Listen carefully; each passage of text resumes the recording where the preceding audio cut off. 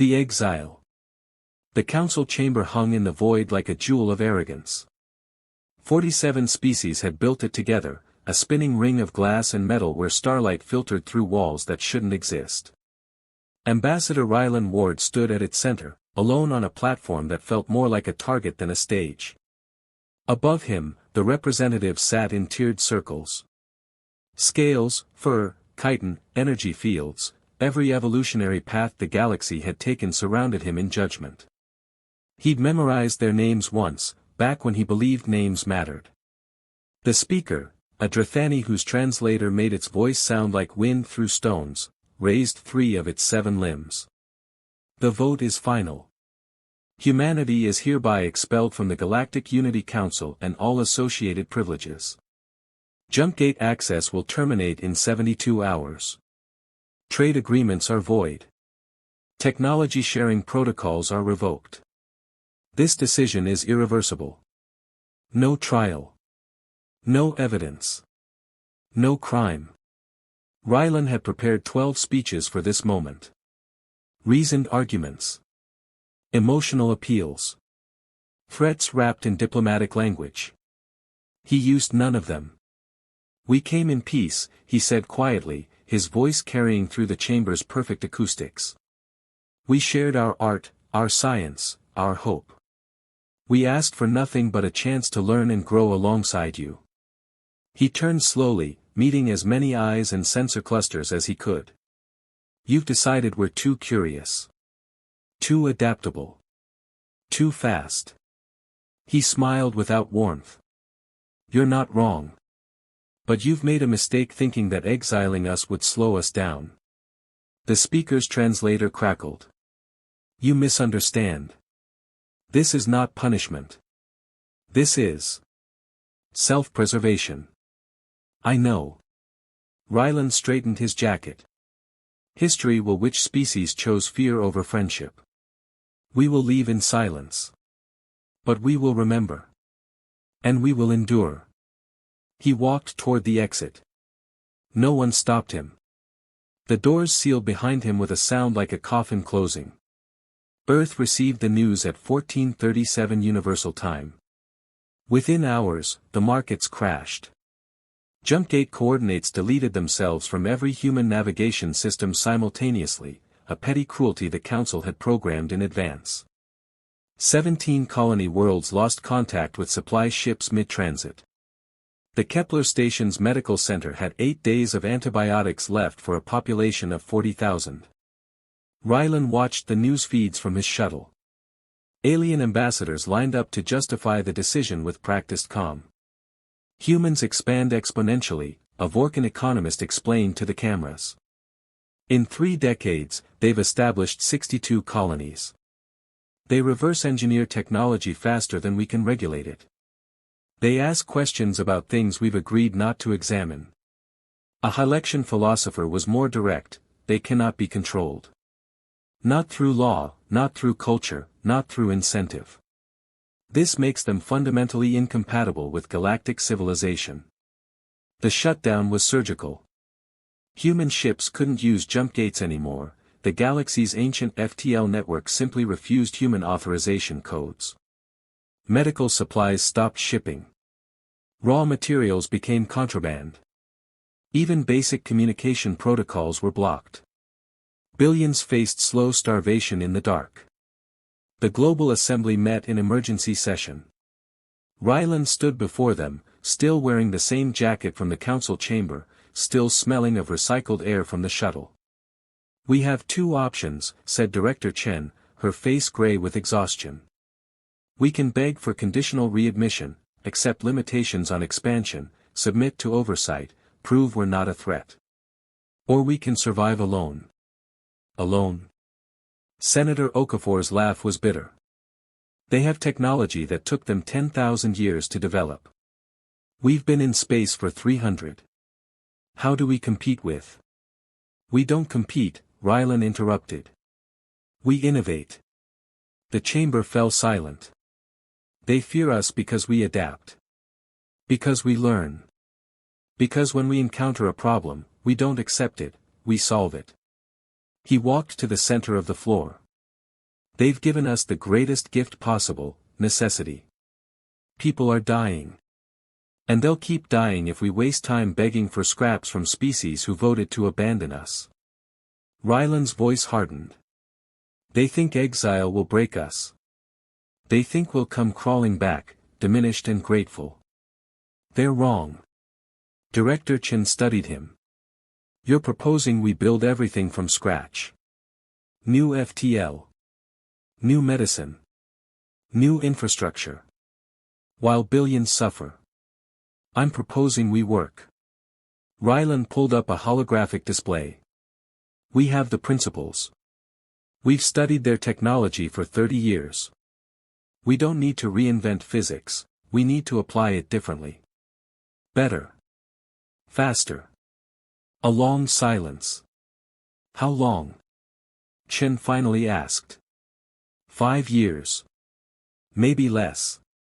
And if we fail? Ryland met her eyes. Then we fail as humans. On our feet. Building something new. The vote wasn't unanimous. But it passed. The isolation period began at midnight. Earth's orbital shipyards, silent since the trade embargo, roared back to life. Engineers worked in shifts that blurred into days. They disassembled every piece of alien technology humanity had acquired, not to copy it, but to understand the principles. Jump gates used quantum entanglement across fixed points. What if you didn't need fixed points? What if you could create temporary bridges through folded space? Medical researchers turned to Earth itself. Alien medicine was designed for alien biology. Humanity had barely scratched the surface of its own genetic potential. Deep-sea organisms that survived pressure that should be impossible. Tardigrades that endured vacuum. Plants that communicated through chemical networks spanning entire forests.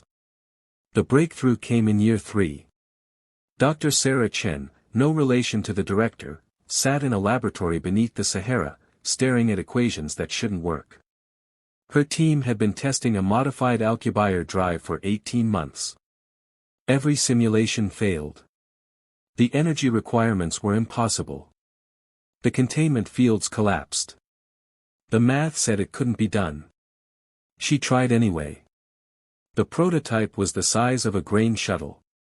It vanished from the Sahara and reappeared near Mars 7 minutes later, no jump gate, no fixed coordinates, no signature the Council's sensors could detect.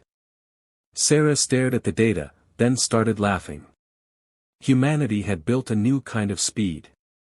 5 years after the exile, Earth had changed. The colonies were thriving, linked by human-built FTL. Medicine had advanced beyond anything the Council offered. The shipyards produced vessels that moved like thoughts through darkness. And the galaxy had forgotten them. News feeds stopped mentioning humans. Diplomatic channels stayed silent. As far as the Galactic Council was concerned, humanity was a footnote, a cautionary tale about the dangers of growing too fast. They had no idea the story was just beginning. Ryland stood on the observation deck of the Endurance, Earth's first deep space carrier, and watched the stars. Somewhere out there, the galaxy was learning an important lesson. Humans weren't dangerous because they spread fast. Humans were dangerous because pressure didn't break them. It forged them into something new. The return. The distress signal reached Earth on a Tuesday. It was weak, scrambled, transmitted on frequencies the Galactic Council had declared obsolete decades ago. But Earth's new monitoring network, a web of quantum receivers scattered across 40 systems, caught it anyway. Dr. Amara Osei brought it to Ryland's attention at 3 o'clock station time. It's Velarin, she said, pulling up the decoded message. Their outer colonies are under attack. Resource war with the Kethran Empire. The Council is debating intervention, but debates take months. Ryland studied the tactical display. Velarin space looked like a wound, red markers indicating lost settlements, yellow showing contested zones. How long before total collapse? 3 weeks. Maybe 4 if they're lucky. Ryland zoomed in on the casualty estimates. Millions dead already. Billions at risk. He remembered the Velaran delegate at his exile hearing. Ambassador Thessin had been one of 3 who voted against the ban. He'd stood before the council and said, "Fear is not wisdom. Isolation is not safety. We shame ourselves with this decision." It hadn't mattered. The vote was 44-3. "Pull up everything we have on Velaran military capabilities," Ryland said. "And get Director Chen on the line. It's 3 in the morning. She'll want to be awake for this." The emergency session of Earth Strategic Command lasted 6 hours. "We owe them nothing," Admiral Torres stated flatly. "One vote against our exile doesn't erase 44 votes for it. While we were fighting to survive, where were the Velaran? Did they protest? Did they offer aid?" "They couldn't," Amara countered. "The Council forbids contact with exiled species. They would have faced expulsion themselves." Convenient excuse. Director Chen raised a hand for silence. "Ambassador Ward. You called this session. What's your recommendation?" Ryland stood.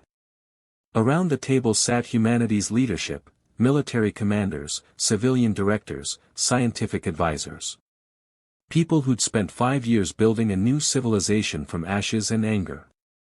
"The Council exiled us because they feared what we might become," he said. "They made us into something that needed to prove we weren't monsters. Here's our chance. By helping those who abandoned us." Torres shook his head. "That's weakness." "No. It's proof we're better than they are." Ryland pulled up images from Velaran colonies. Cities burning. Refugees flooding spaceports. Children with faces that looked almost human, crying for parents who weren't coming back. "We don't help because we were treated fairly. We help because it's right. Because that's what humans do when we have the power to make a difference." "The galaxy will see it as desperation," someone argued. "They'll think we're trying to buy our way back into the Council. Let them think whatever they want." Ryland's voice hardened. "We're not doing this for reputation. We're doing this because 5 years ago, we decided that exile wouldn't change who we are. If we turn our backs on genocide because we're still angry about trade sanctions, then the Council was right to fear us." The room fell silent. Director Chen studied the tactical display. "Admiral, how quickly can we deploy?" Torres blinked. "You're serious. Answer the question." The Admiral pulled up fleet readiness reports. "The Endurance Carrier Group can be underway in 12 hours. But Director, we'd be revealing our FTL capabilities. Our ship designs. Everything we've built. The Council will know we're not just surviving, we're thriving." "Good," Chen said.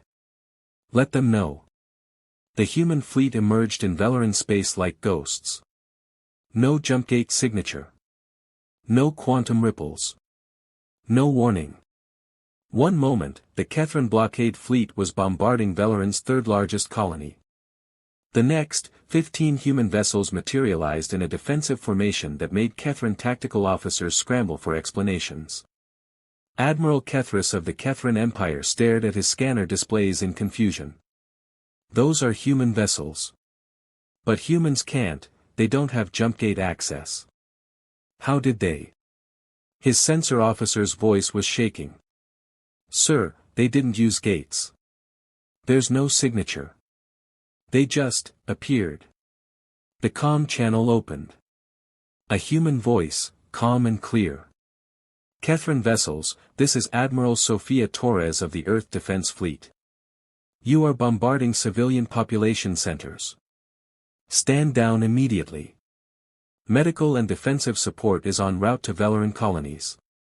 Any further attacks will be interpreted as an act of aggression against humanitarian relief efforts." Kethris felt his blood cool.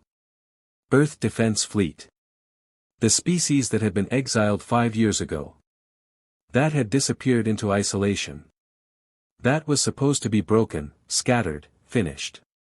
"This is not your concern, humans. Velaran resource rights are a council matter. You have no authority. We have the authority of being present and capable. Torres's voice carried an edge of steel. You have 60 seconds to withdraw your vessels beyond the defense perimeter. I will not ask again. Kethris laughed. Humans with 15 ships, threatening an empire. You're outnumbered 3-1. Your exile taught you nothing about. The human ships moved. Not like anything in council space moved. They didn't accelerate gradually. They didn't follow predictable vectors. They danced, impossibly fast, shifting position like thoughts, their adaptive shielding making targeting locks slide off like water. One of Kethris's cruisers fired, more from panic than strategy. The human vessel didn't dodge. Its shields rippled, absorbed the blast, and converted the energy into a brilliant flash that temporarily blinded every sensor in the Kethran fleet. When vision cleared, the human ships had formed a perfect defensive sphere around Velaran's colony. Torres's voice came through again, 50 seconds. Kethris looked at his tactical officer. The young Kethran's scales had paled to almost white. Sir, I'm reading their power signatures. They're not using standard plasma cores. Their shield harmonics are. I don't understand the readings. This technology is unknown to the Council database, Kethris finished quietly. They'd built new physics. In 5 years. Withdraw, Kethris ordered.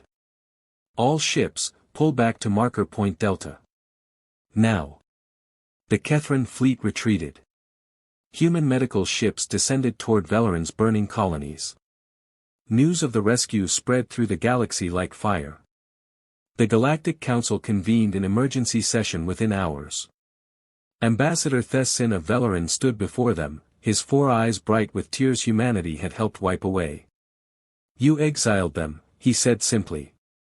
And when my people faced extinction, they returned. Not to conquer. Not to demand payment. But to help. The speaker's translator struggled with the tone. The presence of human vessels in council space violates. Violates what? The exile we imposed? Thessin's laugh was bitter. They didn't use our jump gates. They didn't request access. They simply arrived, saved millions of lives, and asked nothing in return. While we debated intervention timelines and jurisdictional authority, they acted. They revealed unknown technology, a Hylexian representative protested. Unregulated FTL. Adaptive shielding. Energy systems we can't identify. This proves our exile was justified. They advanced too quickly. They advanced because we left them no choice. Thessin slammed his primary hands on his podium. We feared their growth, so we cut them off from our technology. And they built better technology. We feared their curiosity, so we exiled them. And they used that isolation to become stronger. Don't you understand? We didn't stop them.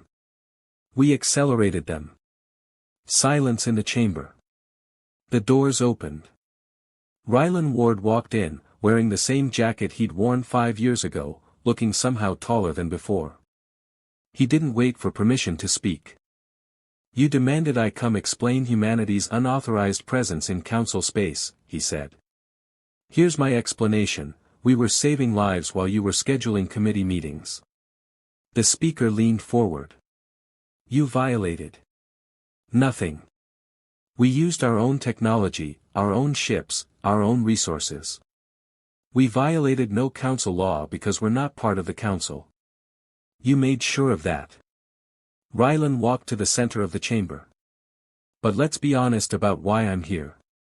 You didn't summon me to complain about jurisdictional violations. You summoned me because you're terrified. We fear nothing from. You exiled us because you feared we'd grow too strong. You were right. Rylan's voice echoed through the chamber.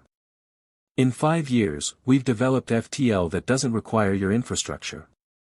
Medicine that exceeds your capabilities. Ship designs you can't track or target. We did it without your help. Without your permission. Without your oversight. He turned slowly, looking at every representative. But you misunderstood what makes us dangerous. We don't conquer under pressure. We don't collapse under isolation. We evolve. That's what humans do. That's what you feared. And that's exactly what you created by casting us out. A Vorkan economist spoke up, "Are you threatening?" "No." Ryland's voice softened. "I'm explaining. We returned to Velarin not for revenge. Not to prove a point. We returned because it was right. Because that's who we are. You tried to teach us that growth without oversight is dangerous. Instead, you taught us that strength without compassion is just fear wearing a crown." He pulled up a holographic display. Human ships. Medical stations. Agricultural support platforms. Engineering core. Humanity is here to stay. We're offering technology sharing to any species that wants it. Medical support. Agricultural assistance. Defense coordination. We're not asking to rejoin your council. We're offering to help build something better. The chamber erupted. Protests. Questions. Demands. Rylan let it wash over him, then raised his voice above the chaos. "You spent 5 years assuming we'd break. That we'd come back begging for scraps. That we'd prove you were right to exile us." He smiled. "We proved you wrong. And we're going to keep proving you wrong. Because that's what humans do when you tell us we can't." He walked toward the exit. "Ambassador Ward." The speaker's translator crackled with something that might have been desperation. "You cannot simply, the council must discuss." "Discuss whatever you want," Ryland said without turning. "We'll be out there. Working. Building. Helping anyone who asks." He paused at the doorway. "Even those who cast us out." 6 months later, the Galactic Council quietly voted to overturn humanity's exile. By then, it didn't matter. 17 species had already established direct trade with Earth. 23 more had requested technological cooperation agreements. The Velarin had proposed a mutual defense pact that 40 systems signed within weeks. The Council's invitation arrived with formal apologies and carefully worded explanations about misunderstandings and procedural errors. Director Chen read it, laughed, and sent a response so polite it was insulting. "We appreciate the Council's reconsideration. We'll consider your invitation." Eventually. Humanity had stopped waiting for permission. The Earth Defense Fleet expanded to 70 vessels. Human medical ships responded to crises the Council couldn't reach. Engineers helped developing species leapfrog centuries of technological limitations. Scientists shared discoveries freely, asking only for friendship in return. On the observation deck of the Endurance, Ambassador Rylan Ward watched a convoy of mixed-species vessels heading toward a humanitarian crisis in the Outer Reach. Human ships flying alongside Velarin cruisers, Drathani medical frigates, even a few Kethran engineering platforms. Amara joined him at the viewport. "The Council is furious. They're claiming we're destabilizing galactic order." "We are," Rylan said. "Their order. One built on fear and control." He smiled. "We're building something better. And if they try to stop us?" Rylan thought about that for a moment. About 5 years of isolation. About the strength that grew from being cast out. About a species that refused to break. "Let them try," he said quietly. "We'll just grow faster." The convoy jumped to FTL, leaving trails of light across the darkness. The galaxy was learning. Humans weren't dangerous because they conquered. They were dangerous because they turned exile into evolution. And they were just getting started.